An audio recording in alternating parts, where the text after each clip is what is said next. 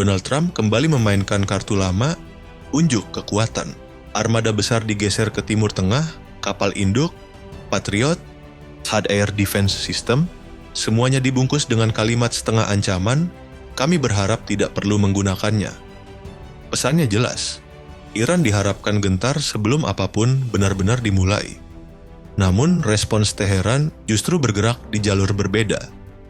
Tanpa parade militer atau pidato berapi-api, IRGC memilih pesan sunyi tapi menusuk.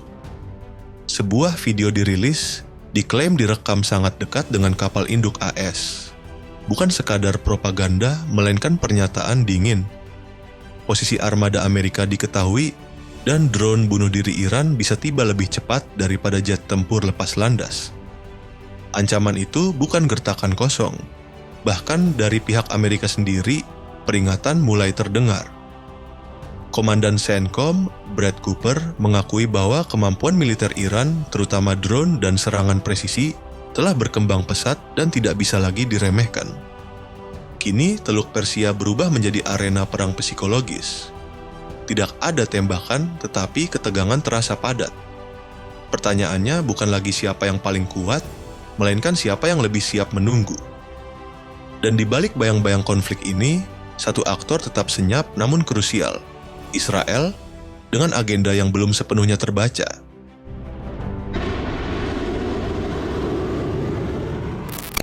Pengerahan kekuatan militer Amerika Serikat ke Timur Tengah bukanlah keputusan yang lahir dalam semalam. Langkah ini merupakan ujung dari proses panjang ketika jalur diplomasi yang sebelumnya dijajaki mulai kehilangan daya tawarnya. Washington menilai situasi regional bergerak ke arah yang lebih berbahaya, terutama setelah meningkatnya tekanan internal di Iran, mulai dari represi terhadap demonstrasi, krisis ekonomi yang tak kunjung reda, hingga retorika keras terhadap kepentingan AS dan sekutunya. Dalam konteks ini, opsi militer perlahan berubah dari sekadar ancaman menjadi kemungkinan yang benar-benar dipertimbangkan. Sejumlah analis melihat bahwa strategi Amerika tidak hanya diarahkan langsung ke Teheran. Tekanan terhadap aktor-aktor yang memiliki hubungan strategis dengan Iran, seperti Venezuela sebagai pemasok energi, dibaca sebagai bagian dari perang tidak langsung. Kesannya jelas, melemahkan jaringan pendukung Iran sama efektifnya dengan menekan pusat kekuasaan itu sendiri. Pendekatan ini menggabungkan unsur politik, ekonomi, dan psikologis tanpa harus segera memicu konflik terbuka. Di sisi lain, laporan intelijen yang beredar di lingkaran Gedung Putih menggambarkan Iran berada dalam posisi yang tidak ideal. Sejak revolusi 1979, jarang sekali rezim di Teheran menghadapi tekanan domestik sebesar ini. Protes meluas, kondisi ekonomi memburuk, dan ketidakpuasan muncul bahkan di wilayah yang selama ini dikenal loyal terhadap kepemimpinan Ayatollah.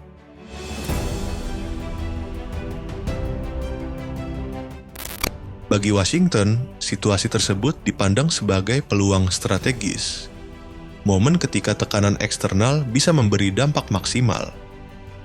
Namun, langkah militer berskala besar membutuhkan legitimasi. Untuk itu, Amerika berupaya membangun kerangka konsensus politik dan diplomatik di kawasan. Disinilah peran Board of Peace mengemuka.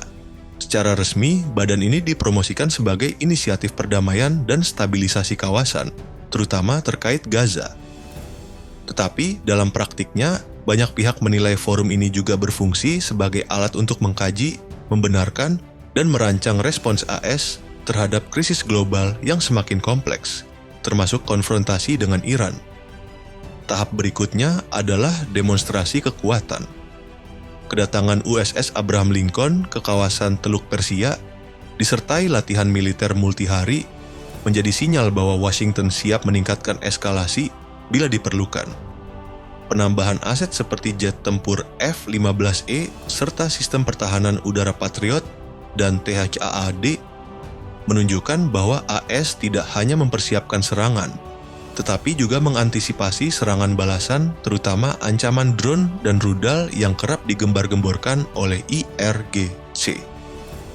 Meski demikian, narasi yang dibangun tetap ambigu. Di satu sisi, kekuatan militer dipamerkan secara terbuka. Di sisi lain, pernyataan resmi masih menekankan bahwa jalur negosiasi belum sepenuhnya ditutup. Ambiguitas inilah yang kini mendominasi kawasan, antara diplomasi yang kian rapuh dan persiapan perang yang semakin nyata.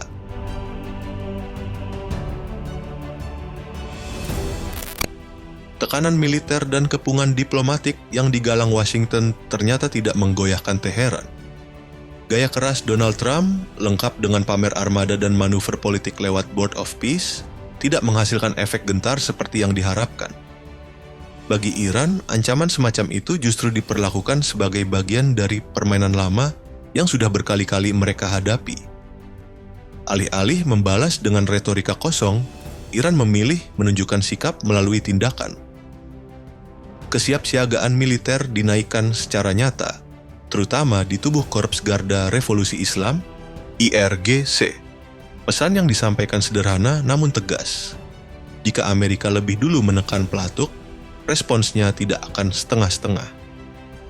Strategi yang disiapkan pun bukan perang konvensional, melainkan pendekatan fleksibel, mulai dari drone bunuh diri, rudal pesisir, hingga serangan terhadap aset laut dan fasilitas strategis lawan. Iran juga mengirim peringatan terbuka kepada negara-negara kawasan.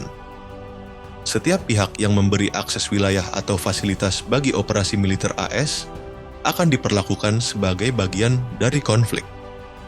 Sikap ini diikuti dengan peningkatan patroli dan penguatan pertahanan di sepanjang Teluk Persia dan Selat Hormuz, kawasan yang menjadi urat nadi perdagangan energi global.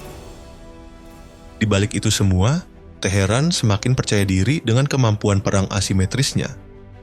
Drone Swarm menjadi kartu andalan, diproyeksikan mampu menguji bahkan sistem pertahanan paling canggih milik AS.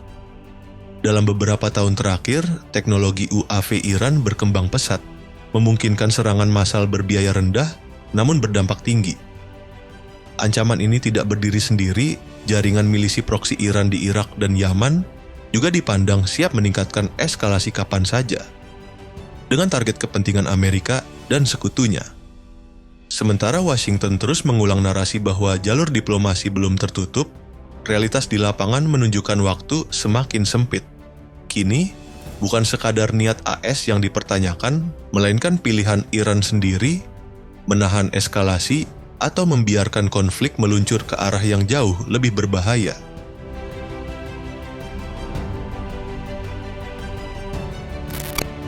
Di tengah suhu konflik yang terus naik, keputusan Washington untuk menarik rem pada saat-saat terakhir justru membuka lapisan persoalan yang lebih rumit. Beberapa waktu sebelumnya, Donald Trump sempat memberi sinyal akan melancarkan serangan militer besar sebagai respons atas penindasan keras terhadap demonstran di Iran.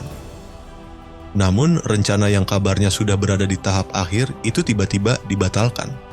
Banyak indikasi menunjukkan bahwa perubahan arah ini tidak lepas dari pertimbangan Israel. Meski selama ini dikenal paling vokal mendorong sikap keras terhadap Iran, Tel Aviv nyatanya belum siap menanggung konsekuensi langsung dari perang terbuka. Israel memandang serangan Amerika terhadap Iran hampir pasti akan dibalas, dan sasaran terdekatnya adalah mereka. Rudal balistik dan drone Iran dinilai mampu menjangkau infrastruktur vital Israel, termasuk fasilitas strategis yang selama ini menjadi tulang punggung keamanan nasionalnya. Kekhawatiran inilah yang membuat posisi Israel menjadi faktor penentu dalam kalkulasi militer Amerika di kawasan. Pembatalan serangan tersebut juga menyingkap dinamika internal di lingkaran kekuasaan Trump. Dorongan dari kubu garis keras, termasuk figur-figur politik yang menyerukan aksi militer tanpa kompromi, ternyata tidak sepenuhnya dominan. Ada pertimbangan lain yang lebih dingin, risiko serangan balasan terhadap pangkalan AS, potensi eskalasi melalui milisi proksi Iran di Irak dan Suriah, serta dampak jangka panjang jika fasilitas nuklir Iran menjadi target. Pada akhirnya, langkah menunda ini menunjukkan satu hal penting. Kebijakan luar negeri Amerika Serikat tidak selalu bergerak lurus mengikuti retorika keras atau tekanan sekutu. Ia seringkali dibentuk oleh hitung-hitungan praktis di lapangan, siapa yang paling rentan terkena dampak, seberapa luas konflik bisa melebar, dan apakah harga yang harus dibayar terlalu mahal untuk sebuah serangan yang hasil akhirnya belum tentu bisa dikendalikan.